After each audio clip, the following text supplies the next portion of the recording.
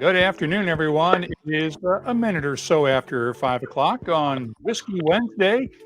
I'm Mark Gillespie in the WhiskyCast studios in Haddonfield, New Jersey, and welcome to our Whiskey Wednesday webcast. We have a great panel lined up that will be joining me here in just a split second or so. Hope your weekend went well and that the first couple of days of your week has been productive for you, whether you're staying at home or going into work. If you're an essential worker, whatever you have to do, I hope you're doing it well and staying safe, and your families are safe as well. In the meantime, you can pour yourself a dram and join us. We have the comments on the right side of the screen. If you're, depending on which browser you're using, where you're watching us from, if you're on Twitter, please don't try to tweet us a comment because we won't see it till after the show. But if you're watching on Periscope or Facebook or YouTube, we will see your comments during the show. Just add them and we can bring in your questions for our guests. We will have a little fun right now for the next hour or so. As long as the conversation is moving along, we'll keep doing just fine.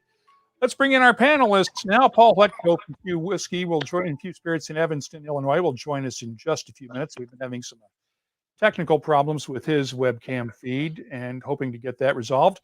But in the meantime, I'd like to welcome in Michael Henry, the master blender from Loch Lomond Spirits in Scotland. Kaveh, the founder of Rabbit Hole Distillery in Louisville. And our good friend Louise McGuane, the founder of Ireland's Chapelgate Whiskey Company, joining us from beautiful County Clare on the west coast of Ireland. How's everybody doing tonight? We're good. Good. Doing well. Okay, well, let's see if we can get through our first crash of the night right now and try to bring Paul. Paul, can you hear us okay? Paul Hletko, can you hear us? Paul, can you hear us? Hello, Paul? Paul, can you hear us? This is live television or webcasting. We will try to bring Paul back in just a second here. Paul, if you're listening, we cannot hear a word you're saying, so I'm presuming you can't hear us as well either. We will come back to you in just a second here. First of all, let's start with Kaveh. Tell me what you are doing right now at Rabbit Hole to get through the this sort of crisis that nobody really could have anticipated possibly in the way things are going right now. How are you getting through this? Well, we've been fortunate to be designated essential business. So we've been essentially open on the production side of it.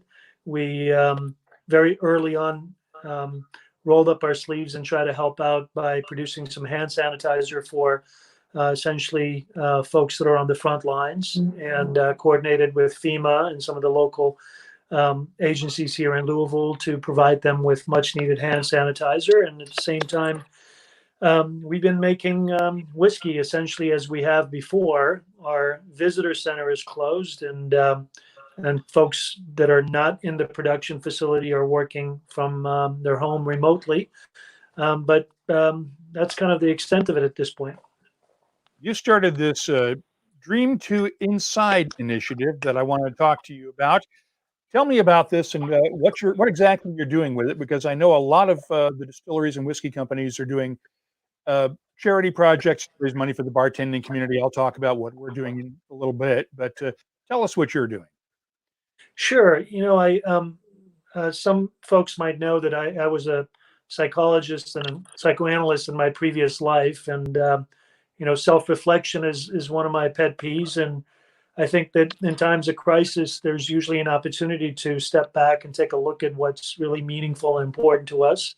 So the idea of #2 Dream Inside was, how can we do two things? One is to essentially create a space where our patrons, our fans, if you would, are able to take this time to self-reflect and share their dreams and really put things in perspective of what's important to them, while at the same time be able to help the bartending community that, you know, on a day-to-day basis, they've been the ones that have been on the front lines representing us and talking about and sharing our stories to take care of them. So partnership with Tales of the Cocktail was forged, where essentially it's very simple. We ask people to share their dreams on Instagram, hashtag 2DreamInside, share it with a couple of friends, essentially, and we will contribute $2 per post to Tales of the Cocktail Foundation, upwards of $200,000 in an effort to help those folks in the bar community. Sounds wonderful. My dream is that all Hletko can hear us now. Oh, can you I hear can hear you. I think we're good. I'm on my computer now, not my phone anymore, and so hopefully it works. Okay, good to have you with us. Don't worry about the issues. Once again, this is what live webcast is all about now. Kaveh, I want to bring up this point because you mentioned your previous career as a psychologist, and we've joked that a lot of people are crazy for getting into the whiskey business, but it would be perfectly logical for me to ask you, how can people cope, based on your experience in psychology, with the cabin fever and all the pressure and all the stress that we're feeling right now? What would you tell people? Well, I think that's what this campaign is really about. I think you have to find your center, and unfortunately, it's not an easy thing to do. You need, I think, a community, and in my opinion, this is where, in some ways, it's very fortunate to have the web, the internet, to allow us to connect in the way that we do. Can you imagine what would have been like if we had COVID without the benefit of the World Wide Web? So, it's kind of a ironic disposition where you can be home by yourself and take some time to take stock of what's important, but at the same time, as you're able to, through the web, connect to other folks and have that supportive community. I find it interesting that not only that whiskey sales are up worldwide, but that spirits sales are up worldwide. And probably not surprising given that we're all cooped up. But I saw this great meme yesterday on the web, and I think it was Heritage Distilling out in the Pacific Northwest that posted this, and it said, jokingly, of course, it takes a village to raise a child, but it takes a distillery to homeschool one. And I know that we're all under a lot of stress right now, but I'm just curious, and I'll throw this out to the entire group. How do we work through the stresses of daily life in a responsible fashion? You guys have all been able to try to keep up with your day jobs while working from home for the most part and working from the farm, Louise. But how do we cope with this? How do we get past it, and when do we move forward? Is what I want to know. I think the most powerful quote that I heard at the very beginning of this, and I can't remember who said it now, but it was that the only way out is through. And I think week one, when this all kind of kicked off, that very much stuck with me. And it's basically how I've lived my life for the last several weeks, is that you can't think about the huge, bigger picture that's going on, because it'll wear you down. So you just have to work through the problem. And in the beginning of this, the problems were changing every single day, and they were different. And, it felt like the end of the world, and then it wasn't, and then it was again, and then it wasn't. And for us, certainly here at JJ Corrie and at Chapelgate Whisky, the only way that we've managed to get to this point completely intact with a green shoots view of the future is just to work our way through it, and to take every problem as it comes, deal with them individually, and to not to get bogged down by the enormity of what's going on around us. It's just work through, and eventually we'll make our way out. We're not out yet, but there's a light at the end of the tunnel. Louise, I think maybe in a cathedral or something, because we are getting a really big echo in your whiskey room there, and I'm not sure what's causing it, but it's perfectly fine. Michael, tell me what you guys are doing, because one of the Loch Lomond distilleries, of course, is Glen Scotia in Campbelltown. And Yeah. we lost the Campbellton Malt this year. But tell me what you guys are doing and how you're keeping busy. Well, you've mentioned Glen Scotia there. We've stopped production at Glen Scotia, and we've stopped production in the malt side at Alexandria, Loch Lomond. With the grain distillery at Loch Lomond, we've actually kept production going there, and we're supplying grain alcohol for use in hand sanitizer manufacture. So we're kind of actively distilling on that side. I think it was commented about whiskey being classed as a part of the food industry here, and as such, we're an essential business. So our spirit supply and bottling side are kept going. So we're working still through this.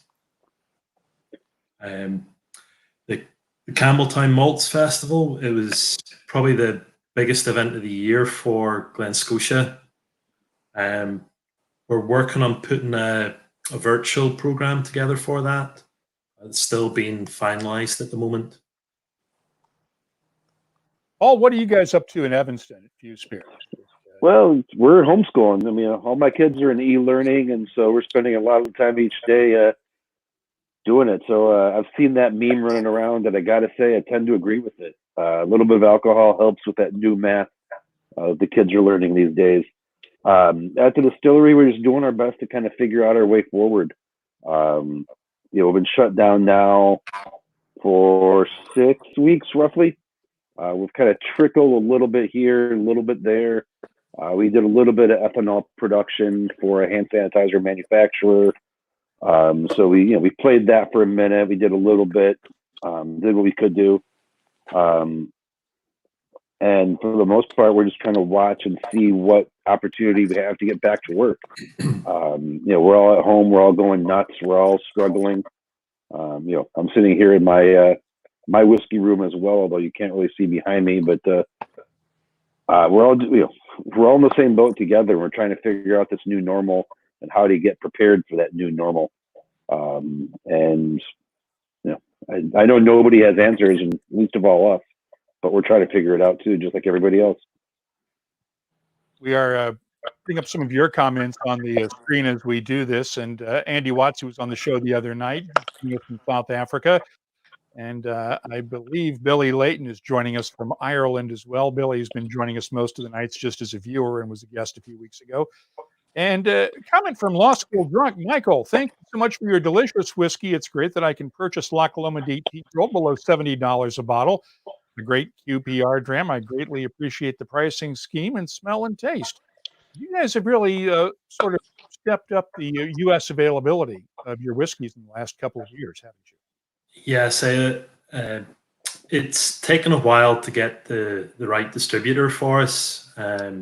We've been working with Stolly now for a couple of years, and I think they've really spread our distribution through the States. So we're in at least 10 states now there. So it's been a big boost for our availability in the US. And Paul, somebody notes, Judd and Laura points out that you made the New York Times today. I didn't see that. What was that all about? I don't know. I was online a couple of days ago talking about the wave of failed craft distilleries that's about to hit us all like a ton of bricks. And so, maybe it made the print today. I don't know. I'd love to know if Judd and Laura saw it. Was that in print or not? I haven't seen the print. I don't know. And I didn't quite see it online, but we'll have to look that up afterwards. And we'll post a link to it on our Twitter feed if anybody wants to find it. Now, you mentioned the shakeout that's coming. What can we reasonably expect to see for smaller whiskey companies when 6 months to a year from now, or is it even really just you might as well just toss a magic 8-ball up in the air and see what comes down, because we don't know what's going to happen. No one knows. I mean, the American Craft Spirits Association, which is one of the leading voices for all of us small little guys, ran a study and reported that 2/3 of the craft distillers expect to be out of business within a month. And that month is now basically tomorrow, if I'm not mistaken. So I think there's just a lot of people who are trying to figure it out. Lots of folks are trying to hold on to see if any. Prince on a Wednesday, says Judd and Lauren, which is awesome. I'll have to go and find that. No one knows. Did the debt come through from the federal government? Did it not come through? Will distributors, pay the invoices that they had from before? Will they order more whiskey? But a lot of folks either are relying on their on-premise business, directly at their own place, or you've got a lot of folks that rely extensively on the on-premise business across the world, and having those numbers go to zero is very tough. And I know there's certainly places that are better situated to survive. Few's going to be fine. Rabbit Hole, for example, Rabbit Hole is going to be fine. But there are many people that are going to be fine, but there's a lot of folks that just are not going to be able to make it because there's no more revenue. It's a very tough world to be living in these days.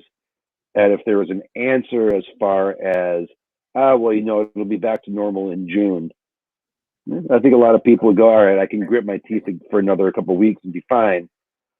But I don't think anybody really thinks it's going to be normal in June. So no one knows, and business really thrives on certainty. So in an uncertain world, it's very difficult to map that way forward. Louise, I want to bring you into this because we had a great question from Chris Ratliff. How has this shutdown affected capital and longer-term projects?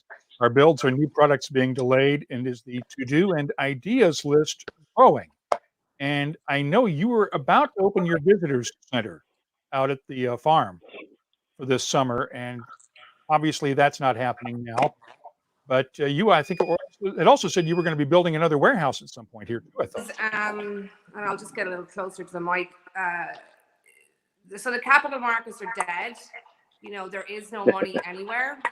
So within the context of Irish whiskey, that means there are a lot of people who are fundraising currently for distillery construction and distillery expansion.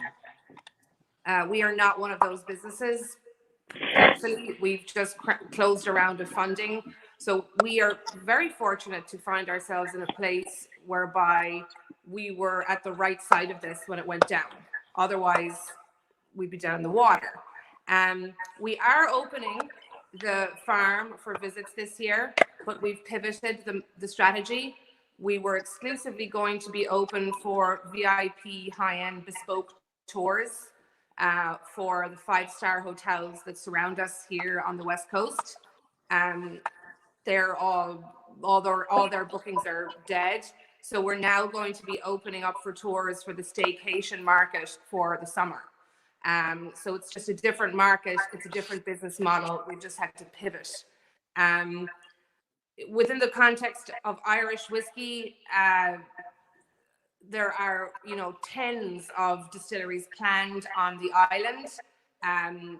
This may put a spanner in the works of the construction of those in the short term because the capital markets have tanked. But it's too early to say. We're 15, 16 years behind the craft distilling boom in America. So imagine if this happened 15 years ago in America during the craft distilling boom. That's where we are. And we did have a couple of folks asking questions about the concept of bonding. So could you please explain that, the Reader's Digest version, please? Yeah, so we're a whiskey bonder, and in the context of Irish whiskey, that means is we don't distill, we never will. Historically, in Ireland, a lot of Irish whiskey was sold via bonders. A lot of the distilleries in Ireland for several hundred years didn't bother blending and branding and selling their whiskey to consumers. They let the bonders do that, and bonders were essentially small publicans and small mercantile owners down the country who had a pub and a little shop, and who would source whiskey from multiple distilleries around their locality and then custom blended for their customers. Big part of the Irish whiskey heritage. You know, if you drive around Ireland now, you will see the term whiskey bonder written over a lot of pubs to that thriving kind of market of whiskey bonding around the island. We revived it. It was dead. It had died because the entire Irish whiskey industry had effectively collapsed. So we brought back the practice of whiskey bonding. I source whiskey from the older distilleries on the island. I source their older stocks when I can. But now, more interestingly, I'm building a library of Irish whiskey flavors here on my farm on the West Coast. I buy new make spirit. I match it to casks as part of our wood program. I mature it here on the farm, and then when it's ready, we blend it very often to spec for individual customers and for our own house style. So quick answer is Irish whiskey bonding, very big part of the Irish whiskey industry for hundreds of years, up until about the 1950s, died out. We brought it back. And that's always a wonderful thing to hear.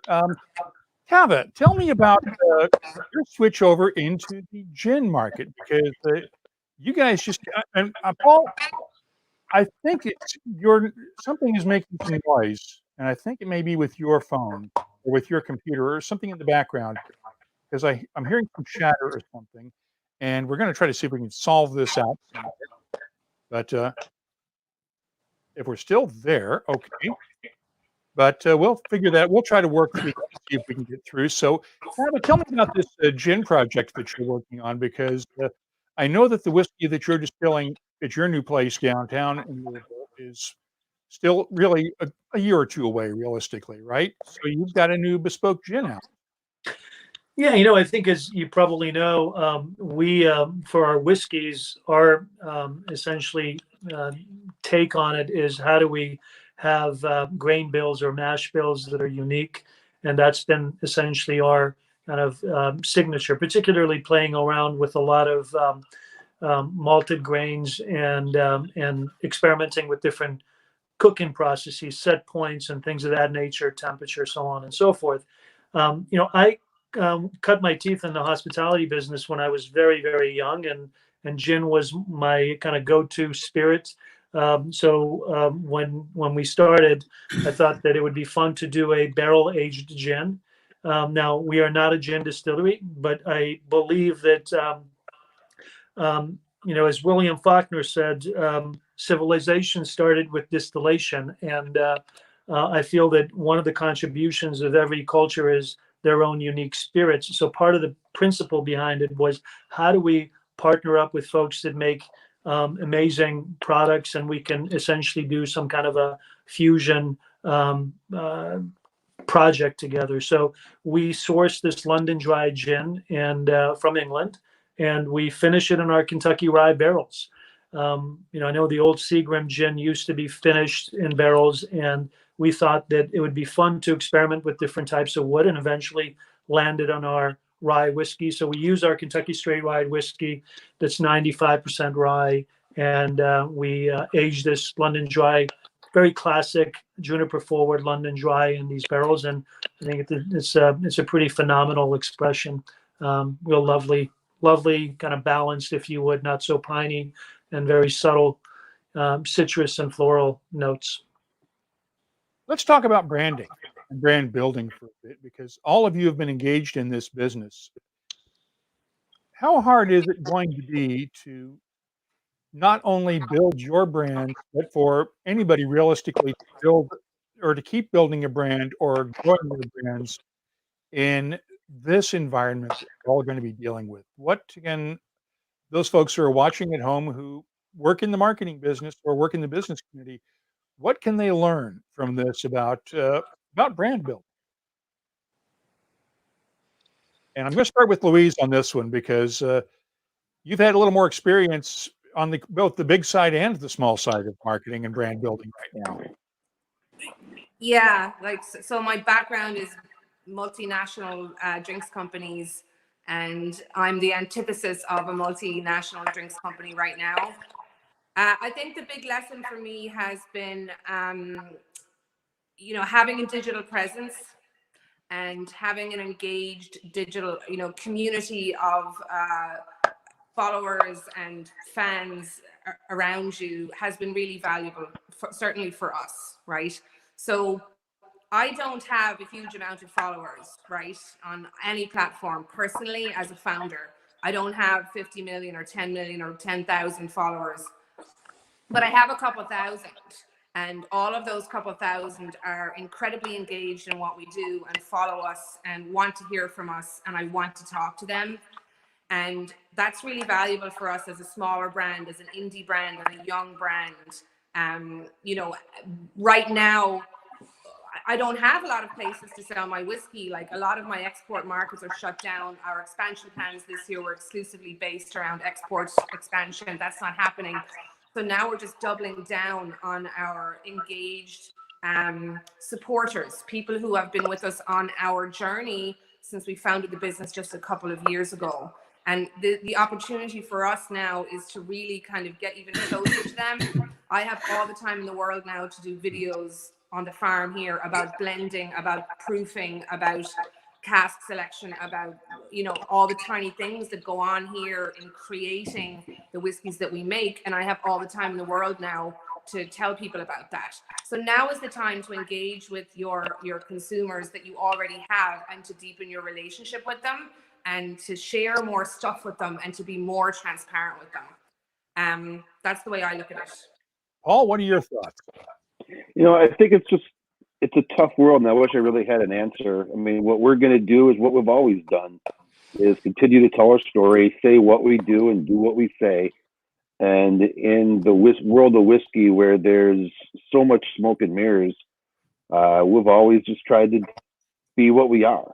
I wrote the ethics code for small distilleries. That's really our approach. We talk about what we do. We encourage people to try it. If they like it, then come back. If they don't, there'll be a different whiskey that's your flavor. It's we're not going to be for everybody. We're just for a few. And we continue to do that every day. We're out. Anybody will listen to me talk, I'm talking to them and talking about FEW and who we are and what we do. And I think that's what we've done to build the brand in the past. It's what we're going to continue to do in the future to continue building the brand. I wish there was a better answer, like a science to it. But I'm just a humble distiller. I make whiskey. I'm not a genius. I'm not a marketing. I'm not a marketing professor. I'm a guy that makes whiskey, and we're going to continue to build from there. Kaveh. I got into the business because I wanted to make sure that we add to the diversity of what's out there. What kind of got me captivated was back in the day, there was a lot of different recipes in the here coming out of Kentucky, and all that went away after Prohibition. So, we put a big stick on the ground and risked a lot by laying down our own whiskey and making sure that we're not necessarily going out there simply just taking somebody else's juice and putting in the bottle. It's that story that I think has, for us, resonated with our patrons. There's a certain element of authenticity that is just clearly evident. I think people are more and more educated about American whiskey, and they want something that's true. I think, just like Paul was saying, we are trying to do the same thing, is essentially tell our story. And in a sense, I think the main objective is to cut through the noise, because I think there was a lot of noise.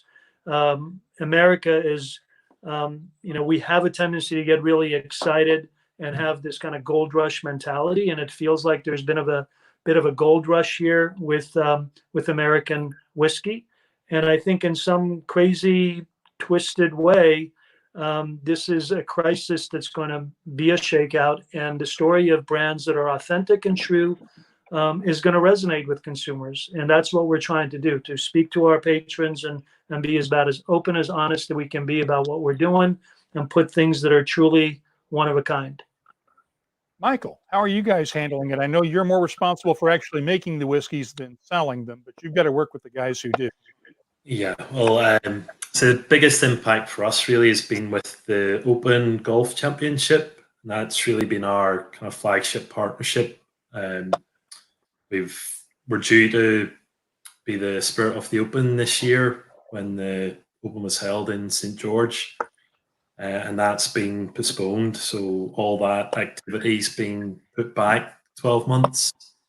That's kind of left us with a big gap that we're trying to fill on a much smaller level, just across individual markets. So we're doing a lot more engagement just on local level with our distributors and with ourselves. And we have a very kind of broad single cask program that's open to all our distributors. So we're pressing ahead with that, giving them support that way, and creating a lot of buzz and interest about Loch Lomond and Glen Scotia just through very limited releases. Likes of myself, I don't do a lot of travel. I don't do a lot of events. I'm still very much hands-on in the distillery. It's given me a bit more time to do things like this. I think it's going to change the way we approach engagement. What it has shown us is that there's another way that we had relied on kind of physical presence before. And what this is showing us is that you can do things through virtual tasting, Zoom. You just need to be creative about how you connect with people. And I think that's kind of the main thing we're taking from this. Well, the one thing I didn't do at the start of this, and I think maybe it was because we were having some of the technical issues, is we did not go around, and one of the usual questions we start off with is, what's in your glass tonight? So, Michael, we'll start with you since you're next to me. What is in your glass right now? I'm drinking Loch Lomond 12-year-old. So it's my favourite of all our expressions across Loch Lomond and Glen Scotia. So it recently picked up its third double gold at San Francisco. So it's been awarded one of the platinum awards this year. So it's something that's kind of been a big success for us in the last couple of months. Okay, Kaveh, what's in your glass? I'm drinking our most recent Kentucky Straight Bourbon, High Gold. This is a high rye bourbon. It's 70% corn, 25% malted rye, and 5% malted barley. We just released it end of 2019, and that's what I'm drinking. Cheers. Cheers. And Louise? I'm drinking our latest release, comes out on Friday. In fact, it's called the Hansen, and it is blended grain whiskey. It's Ireland's first declared blended grain whiskey. It's a 10-year-old and a 4-year-old, 70% 10-year-old, 30% 4-year-old grain whiskey from 2 different distilleries.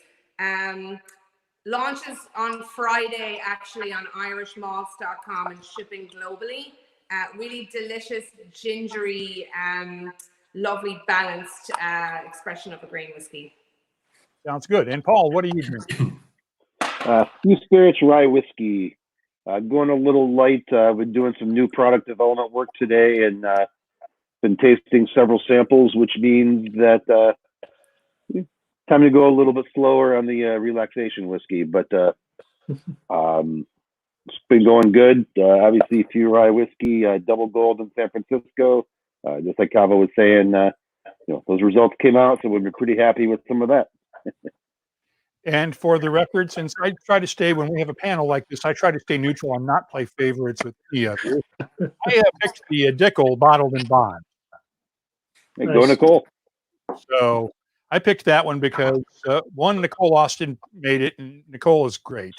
If you haven't had a chance to talk to Nicole, she's one of the real pros of the craft distilling movement, even though she's within the Diageo ecosphere now as the head distiller at Dickel. But I just think it's a good whiskey, and it was within reach, and I decided to pull that one off the shelf right now. Let's see what questions we have from the audience that have just come in the last few minutes here. Yeah, question for Michael from Ben Marnock. Is there a strength below which you have to chill filter, say 46%, or is every batch different? And I think pretty much any of you can answer this one, but go ahead, Michael. Okay, I think 46 is the standard kind of strength, bottling strength for non-chill filtering. Once you drop below 46, it's dependent on your individual liquid. So I know some people will bottle up 43 non-chill filtered, but really 40% is a definite chill filter. 43 would depend on the liquid. For us, we've chosen to bottle a lot or as much as we can at 46%. It's really, we do a lot of work with our fermentation, our yeast, the way we distill to create and keep a lot of esters and fruit character in our spirit. Chill filtration really hits that. So you lose some of that fruit character, you lose some of the mouthfeel. So we really try and push for 46% where we can. Anybody else want to touch that one, or you think you pretty well nailed it? Hey, I would just say that you don't have to chill filter ever. You effectively have to below 46, just like Michael was saying, just because people won't accept bottles on the shelf that are cloudy. But yeah, we bottle at 46.5. Yeah, we don't. We've recently done a couple of bottlings at 41, 42%. We still don't chill filter. It's natural. It is what it is. We don't see the need. So. Yeah, we're in the same boat. Everything is over 47, and we don't chill filter. Now, this was asked a couple of different ways, so I'll ask them both. Law School Drunk goes, so everyone is drinking their own stuff, except for me. If they weren't, what would they be drinking now? And Tom Smith also asked, when you drink something not from your distillery, what is it? So what do you drink when you're not drinking your own stuff, guys? And we'll start with you, Louise, since you get the choice of picking from cask from all over Ireland. I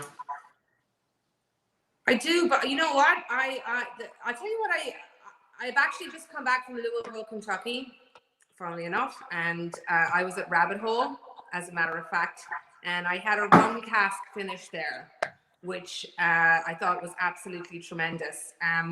I tend to drink outside of, which is you. It was amazing, and I actually bought some rum casks on the back of it. I actually tend to drink outside of Ireland because I think there's a lot of really interesting experimental stuff going on over your side of the pond, and I like to look at it. Same with FEW. I have a couple of FEW bottles in my bar here. When I'm drinking, I try to drink non-Scotch and non-Irish just outside of kind of our scope because it's very inspirational. I drink a lot of Balcones as well. I really like just generally the Balcones kind of portfolio and the experiments that they take. And I drink a lot of my friends' whiskey around Ireland, but a lot of Americans. Okay, Paul. Well, I mean, I've been drinking an awful lot of Tequila Ocho lately. I'll drink a fair share of Widow Jane, Mezcal Vago, and obviously I've got some bias with all of those. But at the end of the day, they're great liquids. And thanks to Greg Whiskey Guide, I appreciate that. Michael. I've kind of two main bottles that I'm sort of going to when I'm not drinking my own. Would be the Redbreast 12-year-old.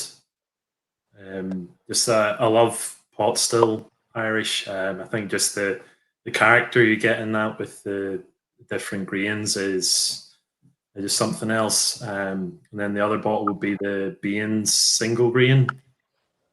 So I love the texture on that. I think it's just the depth of character on it. It's just up there with the kind of Redbreast. Kaveh. You know, I try to put myself on a diet of all kinds of different whiskeys and spirits across Irish, Scotch and American as well as Japanese. I've been actually lately drinking or trying to kind of get a better sense of the Japanese whiskeys, and Nika has been one that I've recently had a few and really enjoyed. But I try to really dabble across actually the board. What you're seeing behind me is just really a library of different spirits where it helps me keep my palate alive and keep me on my toes, and really make sure we have a good sense of what other people are doing, because there's a lot of amazing creative brands out there. I have a question for you now, Kaveh, from Chris Ratcliffe. What's it like running a distillery in the heart of a city that's also going through a whiskey boom? Does competition really improve the breed? And while Rabbit Hole is not on Whiskey Row along Main Street in downtown Louisville, you're within a few blocks of it, and that whole area in downtown Louisville has really exploded with not only distilleries and small ones, but also whiskey bars, restaurants, and all sorts of attractions down there. It's really become the center of bourbon country almost. Yeah, I think it's been phenomenal, actually. The way the industry has opened their arms to me and Rabbit Hole, I think, has just been outstanding. It's really a testament to Kentucky and the Kentucky Distillers Association, and just really everybody here.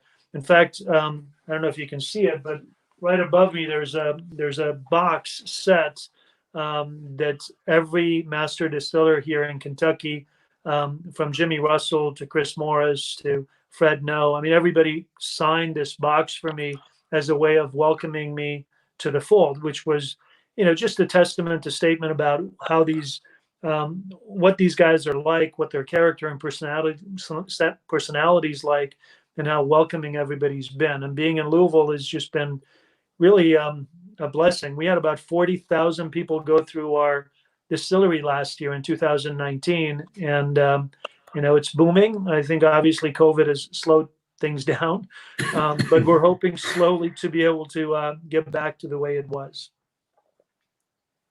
We obviously don't know yet when that's going to be. Michael Caldwell says, and I'm assuming he's referring to that signed bottle set. Very cool. That is really a cool collector's piece, just to sort of have for your own mementos there, Kaveh. Thank you. Now, at what point, let me phrase it this way, because we had the question asked a few minutes ago in the chat room about supplies and sourcing, because it's not just what you need to produce your whiskeys, but also the in terms of the bottles, in terms of the raw materials. But this is also the time of the year when, in the northern hemisphere, the farmers are out there putting the barley and the rest of the crops in the field that you need. Are you hearing anything, or anything that you should feel like you should be concerned about in terms of the supply chain that you need to get your whiskeys made? I can jump in. It's a great question. We have long-term partnership with local suppliers, and we've been in pretty regular communication with them.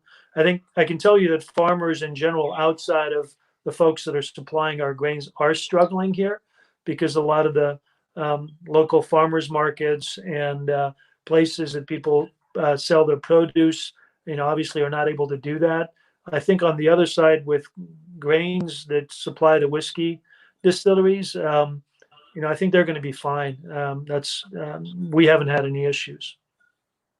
Louise, what's the word in Ireland? Fine so far. So in terms of hardcore raw materials, literally stuff like bottles, corks, seals, labels, that kind of thing, those businesses are still operating. Farmers are planting now. A lot of the grain for Irish whiskey anyway comes from outside of Ireland, farming goes on. As yet, I haven't seen any major interruptions in supply. I will say, though, that, I source whiskey, and I do know that 2020, this year, there will be a lot less Irish whiskey made. A lot of the whiskey makers in Ireland and the distilleries are producing hand sanitizer, and have used a lot of their capacity to do that. So whereas right now, I'm not seeing a massive lag in supply. There won't be a lot of 2020 vintage Irish whiskey, in 10 years' time. It's going to be quite a rare commodity, which is quite interesting. It's going to be a knock-on effect. Michael, what are you hearing in Scotland from your guys? I think the thing is here, most production for laying down stock has stopped here. So it'll really depend on how much we can catch up over the rest of the year. So hopefully we will be able to do as much catch up as we can here and make use of the malted barley and the grain that's already in store. So that will hopefully limit any impact on growers this year. My concern is for next year, if there is a shortfall in demand and we don't, as an industry, take the grain that's being produced in Scotland, what that will affect next year. Farmers have less incentive to grow barley, and then that could lead to difficulties next year. Paul, what about the upper Midwest? We're not seeing, at least I don't expect a whole lot of supply chain interruption for grain. End of the day, while we may be going through a lot of grain, in a, for a personal level, we're not that big. There's an awful lot of grain, and we're somewhat blessed to be sitting here in Chicagoland, surrounded by the grain belt for the whole world. Obviously, Kaveh down there in Louisville is not far either, but we've never really struggled to get access to grain, and I don't expect that to change. I think there's plenty of other supply chain issues that are much more likely to happen. But for the most part, I think we're going to be fine on grain, at least. We have a great comment I want to take a break here and talk about from Bob and Krista Steffes. We have really enjoyed having new cocktail hour buddies that we learn a lot from each episode as we navigate being stuck at home. We look forward to every Wednesday and Friday. Thank you. So happy we found you, Mark, and all your guests. Well, Bob and Krista, thank you for joining us. Thank you to everybody who's been joining us all along. So we really do appreciate it. We have a good question now from Whiskey Canuck. Might this tough business environment change the relationship between distillers and independent bottlers, i.e. keeping more stock for their first-party bottlings? And Louise, this is since you specialize in bonding, you sort of have to acquire both older whiskeys and make. So how is this going to affect your relationship with the distilleries? Yeah, so like I said, I think this year is going to be a bit tight in terms of stock release. 2020 stocks, there's not going to be a lot of them. Genuinely in this country, so many of the small independent distilleries who would normally kind of be new suppliers for me, for example, they all down tools and they're all making hand sanitizer. So the capacity for whiskey making in the country as a whole has gone down. It's to be determined. Everybody's going to need cash now out the back of this. People are going to some people will want to move into wholesale and sell to me that maybe didn't before. Others may be producing like mad and keeping their stocks. It's to be determined. But the Irish whiskey wholesale market is softening. I will say that. There are stocks on the market now that I haven't seen in a long time. And I know that the same is in the Scotch whiskey industry, just from talking to my contacts. So to be determined, but it could go either way. Michael, your thoughts on that? What is it like in Scotland, since you supply to a number of distilleries with the grain whiskey, at least for blending? So how is it on your side? I think for us, in the last few years, there's the increase in the profile single malt here. Like the majority of distillers here have been laying down healthy amounts of stock. So it really depends on a financial perspective, if they need to kind of dip into those stocks for cash sales. It'll depend on sales of bottled product this year. If that hits distillers' kind of overall income, then they'll need to kind of dip into those stocks and release to independents kind of over the next 12 months. But I think there's a good relationship with independents and distillers in Scotland. The independents offer a different proposition from distillery bottlings, so it's in distillers' interest to keep supplying them because it's like mutually beneficial. They do a lot of promotional work through their own bottlings, kind of indirectly for the distillers themselves. We have a comment from Niall Gritty in Ireland that Mort Malt has cut and reduced contracts with farmers for planting of malt barley this year, citing surplus still from 2018 in this text, and then he corrected it in a later post to 2019, according to the Irish Farmers Journal. So if they're cutting back on the amount of malt they're buying, obviously that's not good news for farmers, and it obviously means they're looking at reduced demand, at least from the distilling side, if the distilleries are shut down. Louise, have you heard anything at all out of the government? I know that the lockdown continues at least for another few weeks, but have you heard anything about when they might allow distilling to start up again? Well, I mean, distilling is continuing. You know, there's a bigger issue in Ireland around, you know, Irish distilleries and Irish breweries buying Irish grain and Irish malts and stuff like that. It's kind of a bigger issue. It's tough to, you know, so it's honestly that question, it's tough to answer. It's a very tangled kind of a question that revolves around commodity pricing essentially, and the competition around that within Europe and outside of Europe. So it's kind of a much bigger question. So I can't speak a huge amount to it, but distilling is ongoing. Like where everyone is distilling at the moment, whether they're making hand sanitizer or they're making whiskey, it's ongoing. It hasn't stopped entirely. Because obviously they need the tax revenue. They don't want to lose that excise tax revenue over time. Yeah. The government's letting it go. Now we do have a question from Ben Marnock, and this is for Michael. I've seen a number of independents bottling a product called Crofton J. Is that from Loch Lomond? And I don't know if you can answer that or not. But I figure. Crofton Gia is one of our spirit styles. We're different from the majority of other Scotch distilleries. We use different shapes of stills, different ways of running our stills, and different levels of peat in our malted barley. We produce 8 different styles of new make spirit. They're all filled individually, and then for the majority of Loch Lomond expressions, we combine them when mature.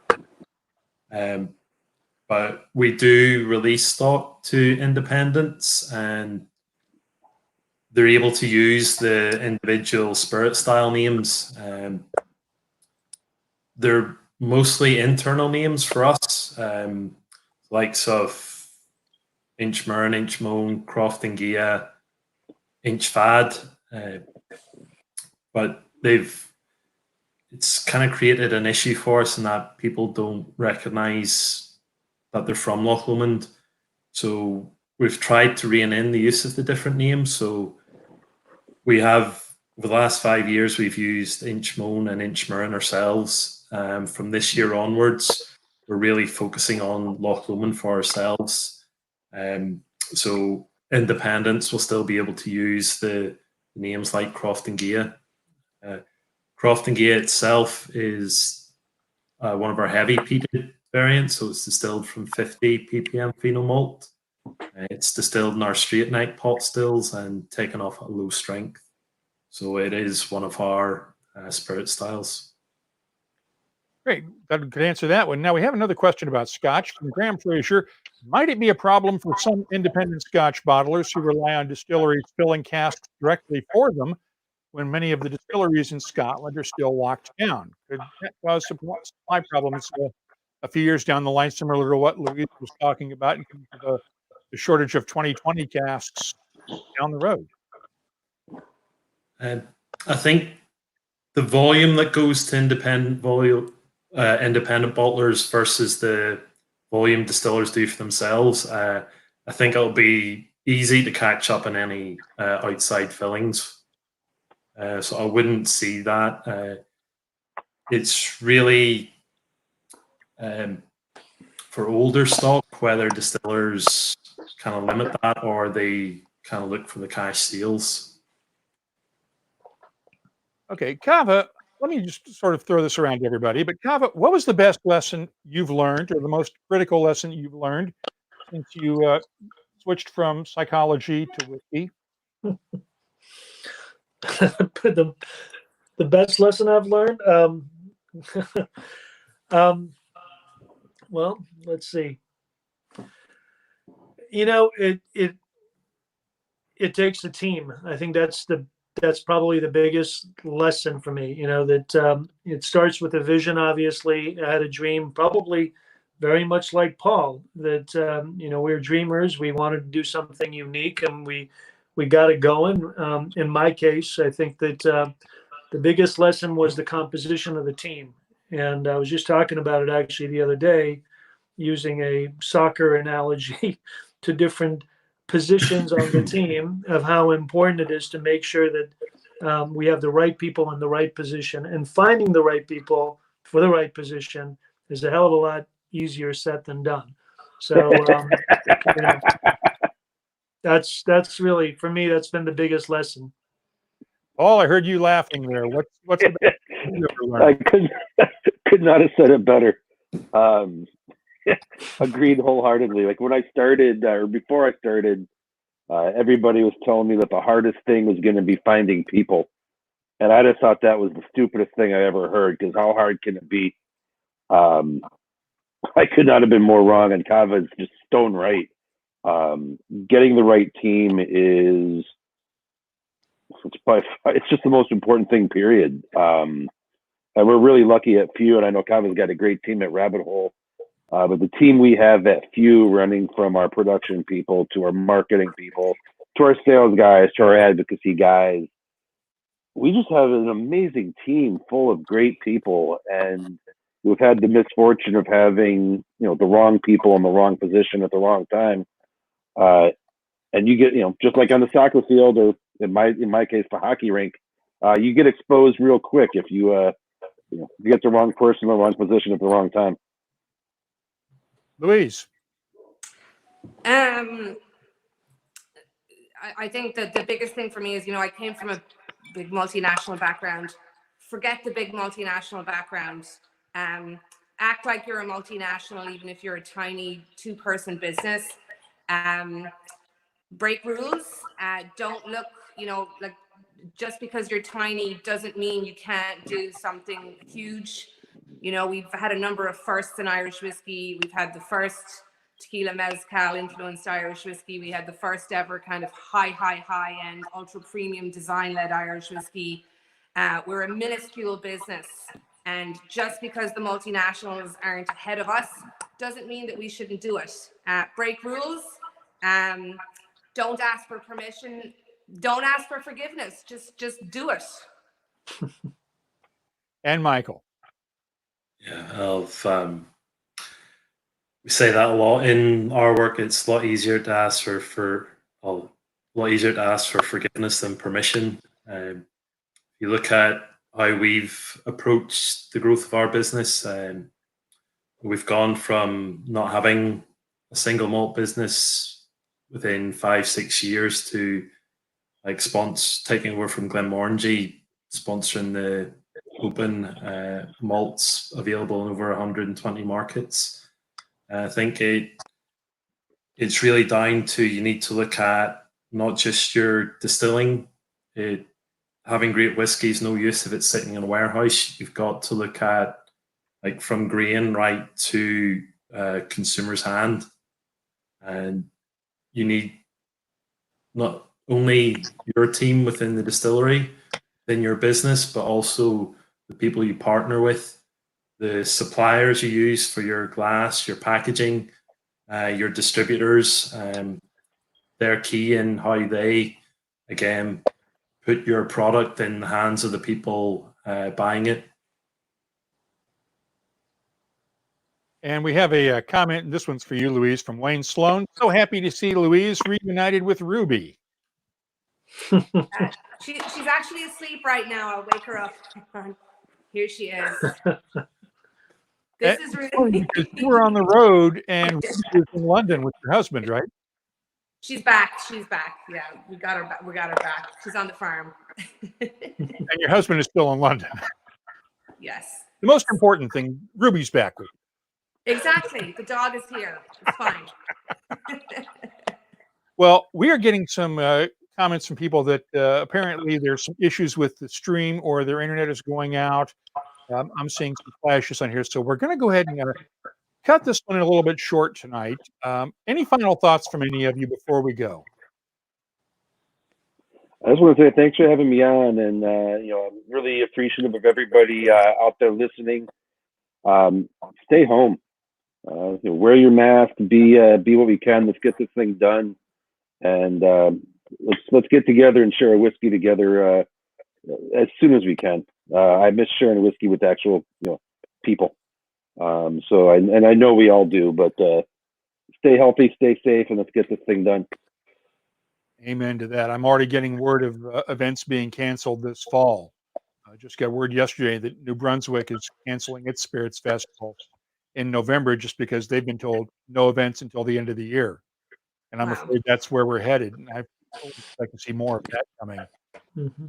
Kaveh, any final thoughts? Yeah, I'm going to just echo the same thing.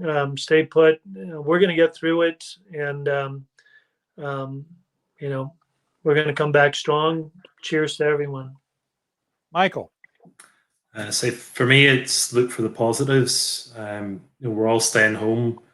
If you've family, enjoy the time with your kids. I know it's been time for enjoying whiskey. So just really kind of look for the positives and just take one day as it comes and see us through. Louise? Yeah, I think, like I said, the only way out of this is through, and we're all going to get through. How we get through will be, something that we talk about in years and years and years to come. So stay strong, stay positive. Thank you, all of you here tonight. Really, really appreciate you having me on, and everybody out there for all your support, for all of us whiskey makers. We need it, and we love you guys. So thank you, everybody. Okay, Thank you. Thanks Cheers. to all 5 of you. Thanks, everyone. Cheers. Tonight, Michael Henry, Kaveh Zamanian, Louise McGuane, and Paul Hletko. Guys, stay on the line for just a second here because I got to make a fool of myself for just a minute. Now, we teased this out yesterday, and I'm going to just remind everybody about Buzz for Bartenders. You will notice that this mop is getting more than a little long. It has been about 2 months since I got my haircut, and that's not going to change anytime soon unless I get your help. Here's the deal. Posted some photos on social media yesterday of Krista the Wonder Dog, our old, and I do mean old, English sheepdog. We have a set of beat to hell hair clippers around here that the boss uses to keep Krista's her fur groomed. And she has kindly offered to give me a COVID cut. Now, if I'm going to do this, we're going to make some money for charity. Because I'll be damned if I'm going to let this happen without us doing something good. So we have come up with what we are calling Buzz for Bartenders. Here's the deal. Between now and the end of this show next Wednesday, if we can raise $1,500 for the United States Bartenders Guild Foundation and its Bartender Emergency Assistance Program, I'm going to let her go to town with the clipper with a guard on it, so it's only about an inch or so. But if we raise $2,500, she gets to take the guard off and give me the Marine Corps level boot camp buzz cut. This will be the shortest my hair has been since I was a baby, quite honest with you. But it's worth it for a good cause. So here's the deal. We've posted a link on the website, on the WhiskyCast website at the USBG Foundation, where you can make a donation. You make any donation, it can be for $10, whatever you can afford. All you have to do is either post a copy of the receipt on social media with all the identifying information blacked out and the hashtag Buzz4Bartenders, or email it to comments@whiskycast.com. And if we get enough receipts by the end of the show next Wednesday, she gets to go to town on the Friday webcast. We will do it here live I love it. on the webcast. Send that money. Send that Definitely. money. You know, if you can do it, and I know times are tight and everybody's asking for money, but if we're going to do this, I want to do it for a good cause. And I saw the numbers from USBG earlier today. They released their latest status report. They have had 285,000 applications for grants from the Bartender Emergency Assistance Program just in the US alone, from bartenders and bar staff that have been laid off. And by the way, if you live outside the US, if you want to donate to the Drinks Trust in the UK or a similar charity doing the same work elsewhere in the world, that's cool too. Just send the receipts. We're doing it because we're based here in the US, so we can support the USBG's foundation. But if you live anywhere else and you want to support your local foundation, please go right ahead, send the receipts, because we'd like to raise $1,500 at least. And if we can do it, and would also like to issue a challenge to other whiskey and spirits writers and anybody else in the community. If you want to join us in this too and take the pledge to get your own COVID cut for Buzz for Bartenders, all you have to do is just get in touch with us, and we'll give you this logo that you can even put up on your website and your social media feeds. So enough of that. You know what to do. You know where to send the money, guys. And with that, let me remind you about the Friday webcast. We have our Writers Roundtable this time around, in which Liza Weisstuck is going to join us, one of the top-notch freelance whiskey writers around. She's written for practically every major whiskey publication over the last decade, last 15 years or so. Dominic Roscrow, who's written countless whiskey books and edited and published with whiskey magazines around. Ash McGill from New Zealand, who writes about whiskey down in that part of the world. And Emma Briones, who writes for TotoWhiskey.es and the Whiskey Reviewer. She will join us too. So we're going to have a writers roundtable on the Friday happy hour webcast. And just a hint as to what's coming up next Wednesday, you're definitely going to want to join us, because we have two people who don't do these things very often. Richard Patterson of White and Mackay will join us from his castle somewhere in Scotland. And Dr. Bill Lumpkin will join us from his mad scientist's laboratory at Glenmorangie for a side-by-side conversation, just the three of us. And you're definitely going to want to tune in for that one. So we will leave it at that right now. I hope you join us on the webcast on Friday, 5 o'clock p.m. East Coast time. That's 2 p.m. on the West Coast in the U.S., 2100 hours GMT elsewhere in the world, 2200 in London. For now, Mark Gillespie, stay safe, gang. Stay home, be well, and we'll talk to you on Friday. Good night, everyone.